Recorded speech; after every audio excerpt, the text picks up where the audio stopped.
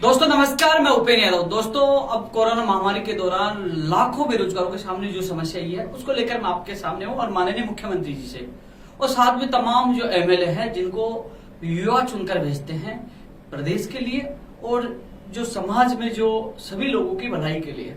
लेकिन जो वर्तमान जो स्थिति कोरोना से उत्पन्न हुई है जिसमें सबसे ज्यादा समस्याओं का सामना उन युवा बेरोजगारों को करना पड़ रहा है जो अपने घर से दूर रहकर, कोई कोटा, कोई जयपुर, कोई उदयपुर, कोई अजमेर, वो प्रतियोगी परीक्षा की तैयारी के लिए घर से आते हैं।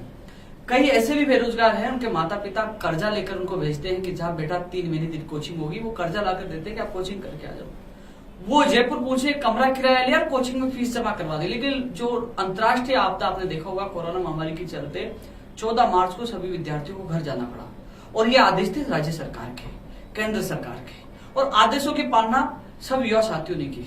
और उस समय उनको ये पता नहीं था कि कोरोना महामारी बहुत लंबी चलेगी, लॉकडाउन लंबा चलेगा, तो उसी समय वो लोग अपना सामान लेके जाते।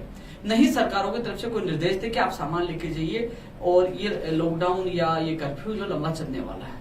अब स्थिति ऐसी है कि 2 महीने कंप्लीट हो चुके, तीसरा महीना चल रहा है। कमरा किराए को लेकर मकान मालिक रोज फोन कर रहे हैं कि या तो आपका सामान हम बाहर निकालेंगे या सामान पे ही कब्जा कर लेंगे, उसको बेच देंगे, लेकिन आप हमारा कमरा किराया दीजिए।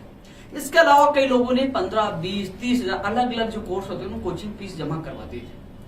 अब लॉकडाउन के चलते नहीं कोचिंगों ने कोई संदेश दिया है, निर्देश दिया है कि हम लॉकडाउन समाप्ति के बाद हम लोग कोचिंग फीस उसी फीस में हम कोचिंग करवाएंगे। ये भी नहीं कहा कि हम ऑनलाइन कोचिंग करवाएंगे और ये भी नहीं कहा कि हम कोचिंग फीस वापस लौटा देंगे। अब बेरोजगार 2 तरफ से ठगा गया। एक तो कमरा किराया मालिक वाला, जो मालिक मांग रहे कमरा किराया, इसके अलावा जो कोचिंग फीस वाला। साथ में ये भी निश्चित नहीं है कि अब वो दोबारा तैयारी के लिए आ पाएंगे या ना पाएंगे। कई लोगों ने जो कर्जा ले रखा है वो आज इसलिए चिंतित है कि हमारा कमरा किराया माफ होगा क्या नहीं होगा, कोचिंग फीस हमें वापस मिलेगी कि नहीं मिलेगी। इसलिए मैं उन सभी एमएलए, सभी नेताओं से, सभी जनप्रतिनिधियों से मेरा हाथ जोड़ के निवेदन है, इस विषम परिस्थिति में युवाओं की आप आर्थिक स्थिति जो कमजोर होती जा रही है, जो उनकी जो सबसे बड़ी समस्या उत्पन्न हुई है, उसमें आप सहयोग करें। माननीय मुख्यमंत्री जी को लेटर लिखे। हालांकि कई सांसद, कई एमएलए ने लेटर लिखा है, उस हमारे अभियान को मजबूती प्रदान की है, क्योंकि लगातार राजस्थान बेरोजगार एकीकृत महासंघ ये आवाज उठा रहा है और सर्वप्रथम आवाज उठाई हमने जयपुर में 1 नंबर पर ट्रेंड भी करवाया मामले को और माननीय मुख्यमंत्री तक मामला पूछा है, संज्ञान में है। लेकिन अब इसको मुद्दे को और मजबूत तरीके से उठाना है जिससे माननीय मुख्यमंत्री जी बेरोजगार को राहत प्रदान करें। दोस्तों, क्या उन बेरोजगारों की गलती थी अचानक उनको घर जाना पड़ा?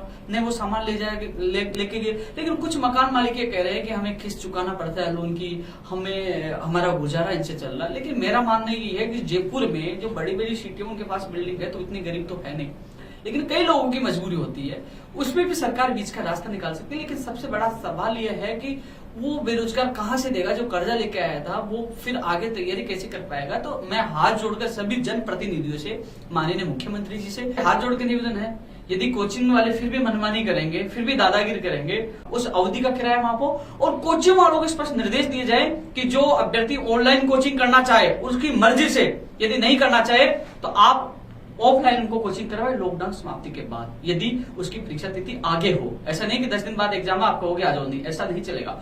इसके अलावा यदि बेरोजगार नहीं करना चाहे तो उसकी खुली चेतावनी है, किसी के बाप से डरते नहीं है, सत्यता की लड़ाई और लड़ेंगे। लेकिन इसमें साथ में मैं माननीय मुख्यमंत्री जी से एक निवेदन और करूंगा कि कुछ हॉस्टल है, कुछ कोचिंग है। हॉस्टल, कई लोग होते हैं जो, कई बेरोजगार भी हैं जो हॉस्टल चलाने का काम कर रहे हैं, कई कोचिंग वाले भी हैं, उनका कहना यही है कि हमारी भी कोचिंग का किराया लग रहा है, हॉस्टल का किराया लग रहा है, हमारी भी हॉस्टल और कोचिंग का किराया फ्री हो तो हम बेरोजगारों की फीस वापस लौटा सकते हैं, बेरोजगारों का किराया हॉस्टल का माफ कर सकते हैं। ऐसे में मैं माननीय मुख्यमंत्री जी से निवेदन करूंगा कि कोचिंग इंस्टीट्यूट जो चला रहे हैं उनका भी किराए में राहत उनको भी दी जाए और जो हॉस्टल चला रहे हैं उनको भी राहत दी जाए। यदि हम हॉस्टल वालों को भी राहत मिलेगी और कोचिंग वालों को राहत मिलेगी तो आसानी से बेरोजगारों का किराया और कोचिंग फीस वापस हो सकता है, किराया माफ हो सकता है। इसलिए मेरा इस वीडियो के माध्यम से माननीय मुख्यमंत्री जी से निवेदन है कि कोचिंग वालों को भी, हॉस्टल संचालकों को भी राहत प्रदान की जाए जिससे बेरोजगारों को राहत मिल सके। अब सबसे बड़ा सवाल यह है कि लगातार मुख्यमंत्री जी तक बात गई है, कई लोग लगातार मुझे कॉल और मैसेज कर रहे हैं कि भैया राहत मिलेगी क्या, किराया माफ होगा क्या?